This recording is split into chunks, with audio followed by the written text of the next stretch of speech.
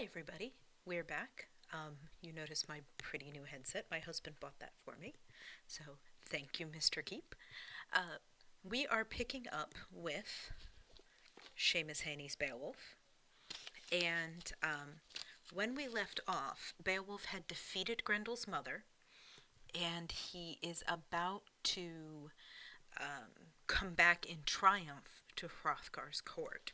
So we are going to pick up on page 113.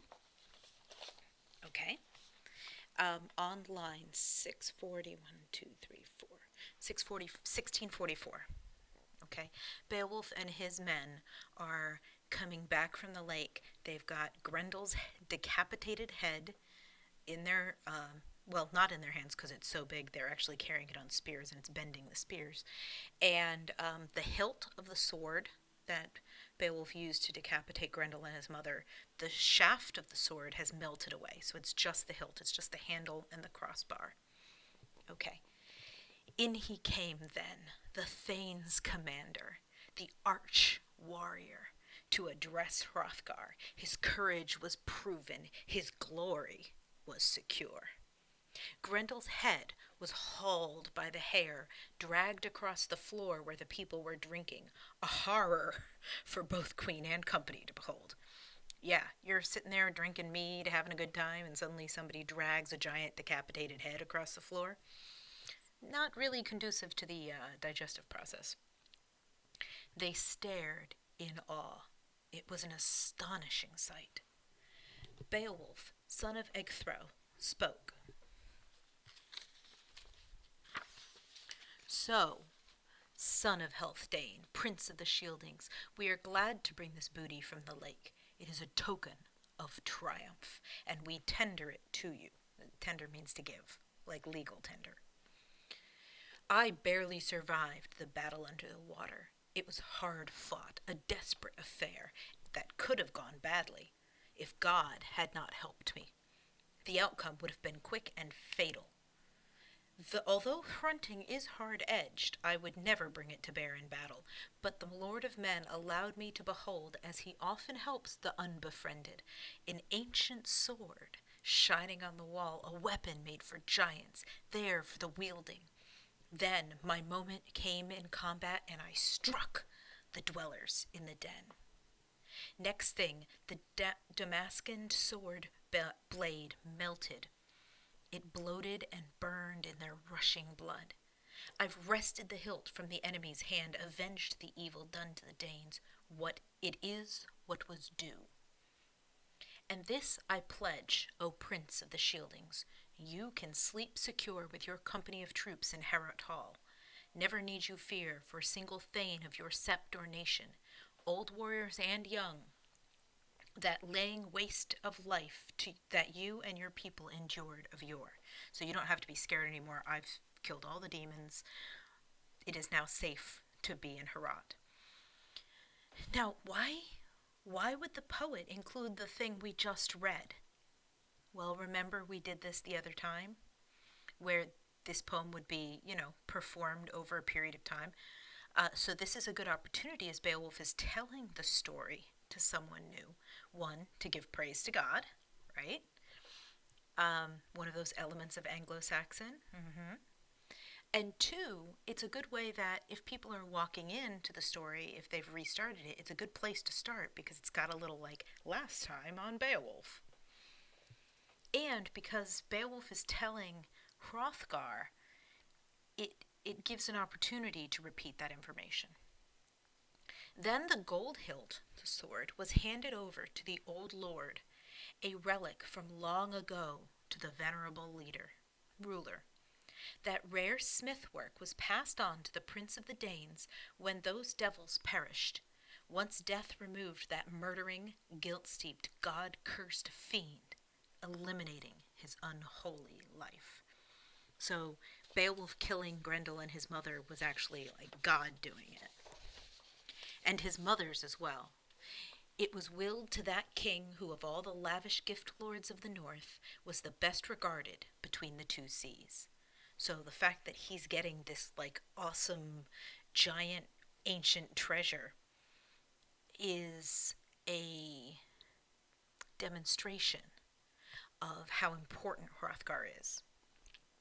Hrothgar spoke. He examined the hilt, that relic of old times. It was engraved all over and showed how war first came into the world. And the flood destroyed the tribe of giants. This is the biblical flood. So there's carvings on this sword hilt that basically shows how the giants were destroyed. They suffered the terrible severance from the Lord. The Almighty made the waters rise, drowned them in a deluge for retribution. In pure gold inlay on the sword guards. The sword guards are the part of the sword that keeps your hand away from the blade. Were rune markings correctly incised, stating and recording for whom the sword had first been made, and ornamented with its scroll-worked hilt. Then everyone hushed as the son of Healfdene spoke this wisdom.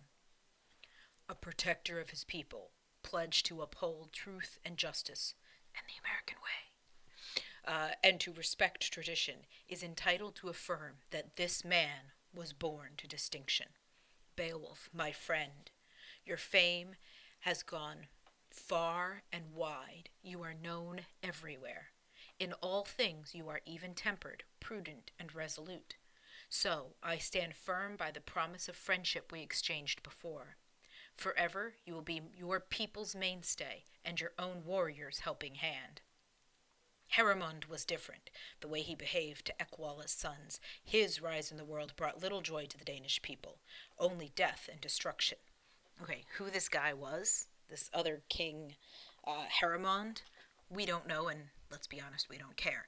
But what it's doing, the poet would assume that his listeners would know who that was. And again, he's setting up that distinction, that contrast. Here's Beowulf, he's amazing. Here's this guy, he wasn't. Okay. He vented his rage on men he caroused with, killed his own comrades, a pariah king who cut himself off from his own kind, even though Almighty God had made him eminent and powerful and marked him from the start for a happy life. But a change happened. He grew bloodthirsty, gave no more rings to honor the Danes. He suffered in the end for having plagued his people for so long. His life lost happiness. So, learn from this and understand true values. I, who tell you, have wintered into wisdom. Remember the Seafarer poem where he was talking about how a man can gain true wisdom and how he needs to live a long time? Connection to other poetry? Okay. This is still Hrothgar talking, and he's teaching not just Beowulf, but he's using the opportunity to teach all of his people, like, how they should behave. It is a great wonder that how Almighty God in his magnificence favors our race with rank and scope and the gift of wisdom. His sway is wide. Sometimes he allows the mind of a man of distinguished birth to follow its bent, grants him fulfillment and felicity means happiness, on earth, and forts to command in his own country. He permits him to lord it in many lands until the man in his unthinkingness forgets it will ever end for him. Foreshadowing. He indulges his desires. Illness and old age mean nothing to him.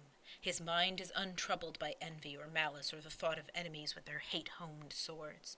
The whole world conforms to his will, and he is kept from the worst until an element of overweening enters him and takes hold, while the soul's guard, its sentry, drowses, grown too distracted.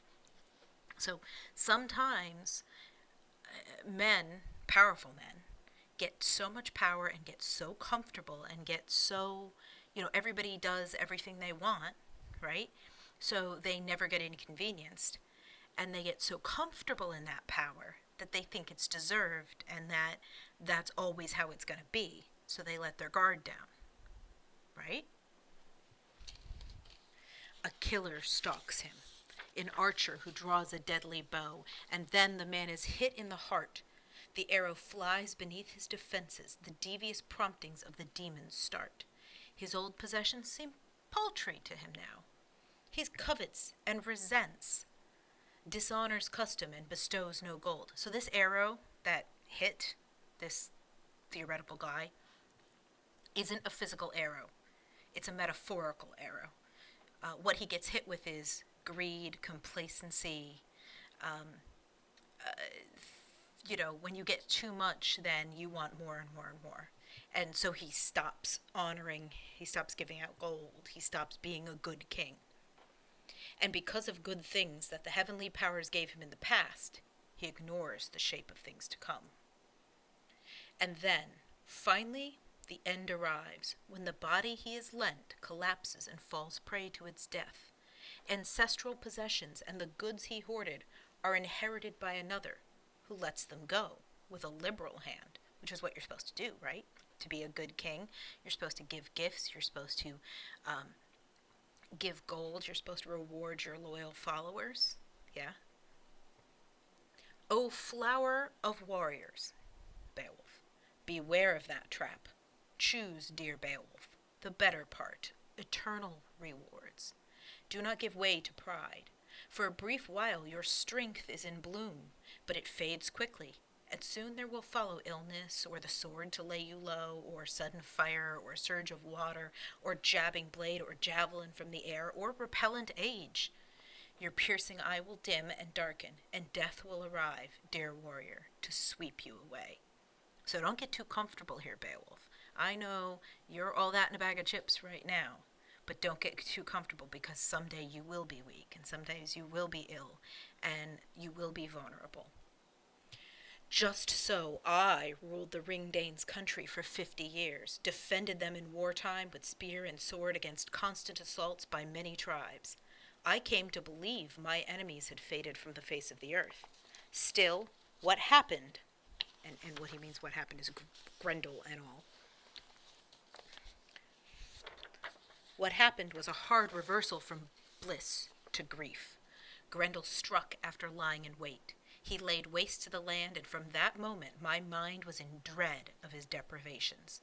So I praise God in his heavenly glory that I live to behold this head dripping blood, and after such a harrowing I could look upon it in triumph at last.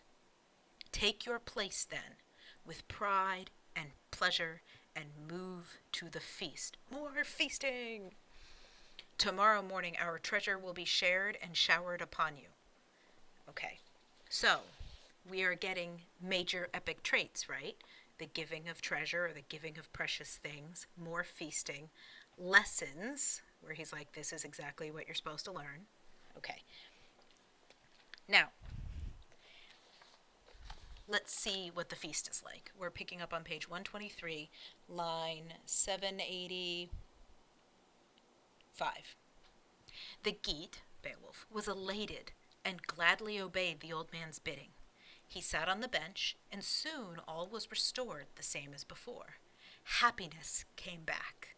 The hall was thronged, and a banquet set forth. Black night fell and covered them in darkness. Remember, they couldn't be there in darkness before because Grendel would show up, but now it's safe.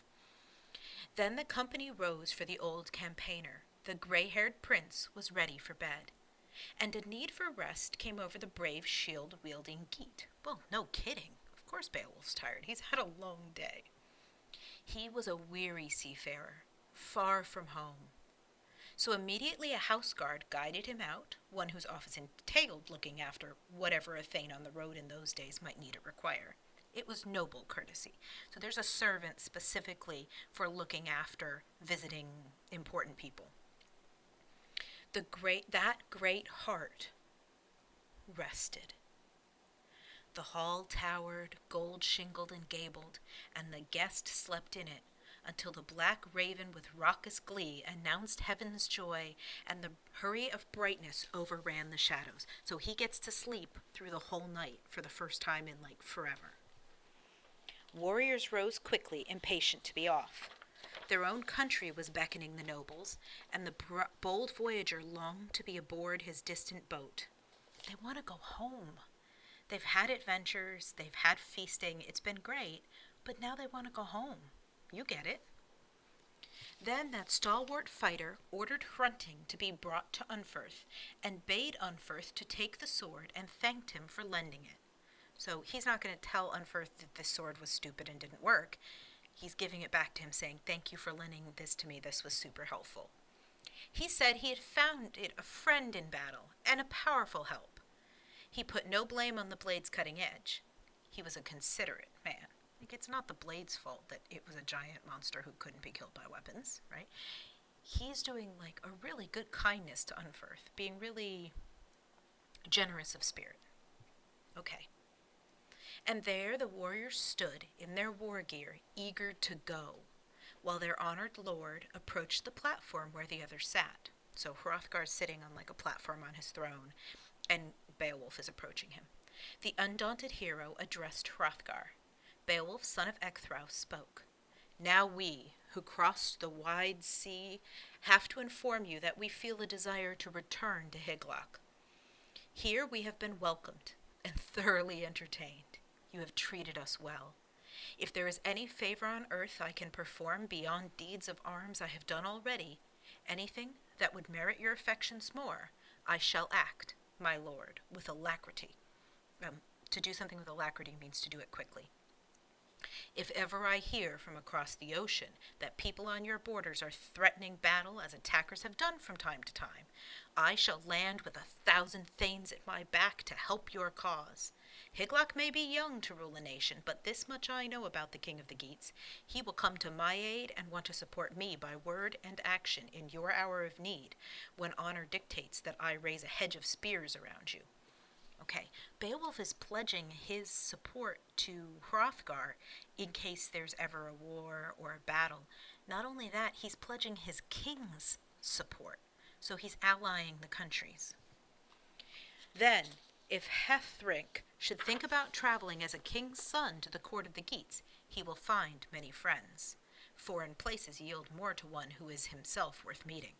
So if your son wants to come to our court and learn about our court and visit us, he will be welcomed as an honored visitor. Hrothgar spoke and answered him. "The Lord in his wisdom sent you those words, and they came from the heart. I have never heard so young a man make truer observations. You are strong in body and mature in mind, impressive in speech.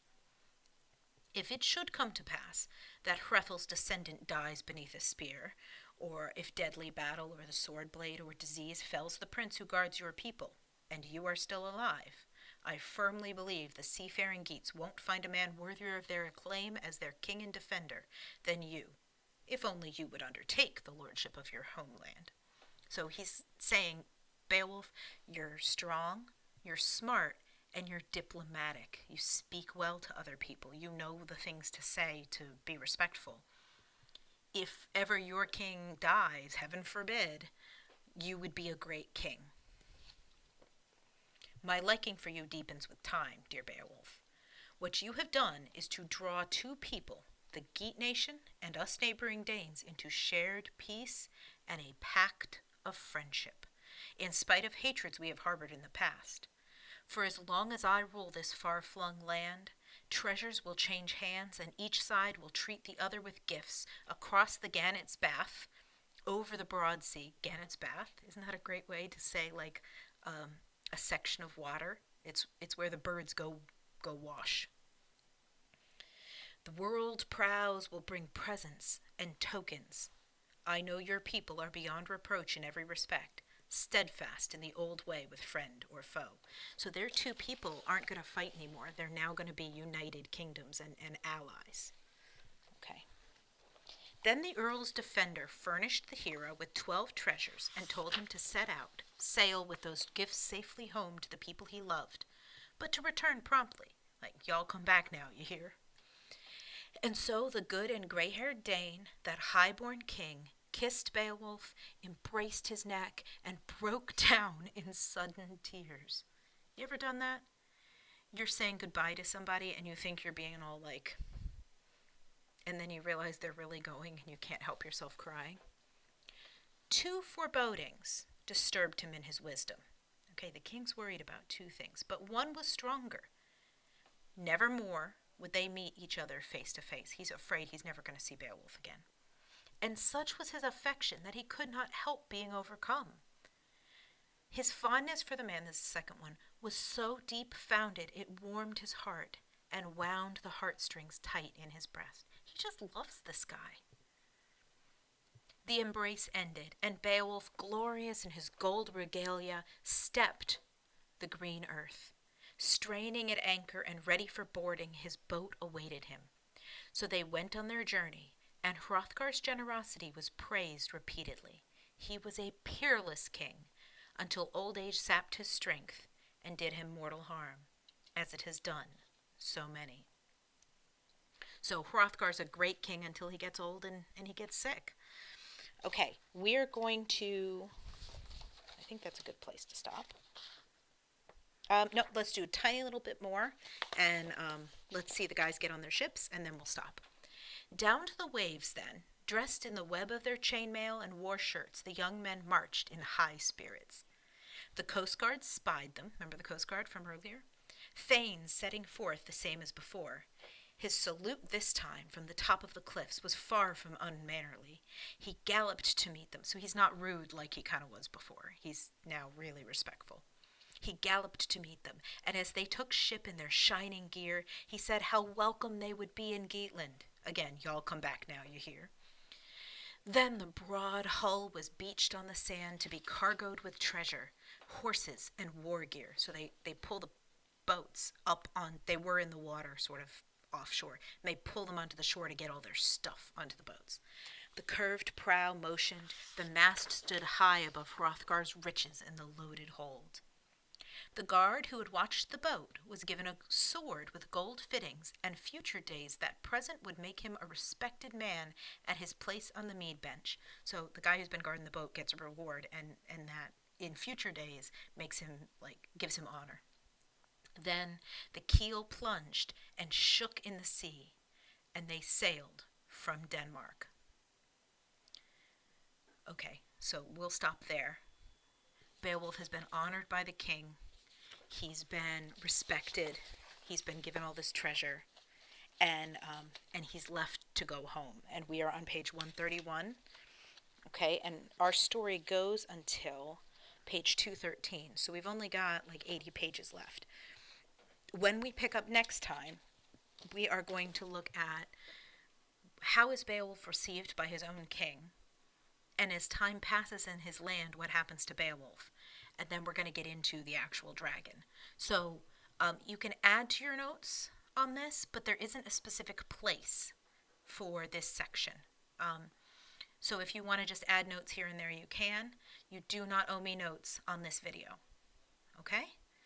Just keep reading and keep building and keep thinking. All right, and I will see you next time. Bye, everybody.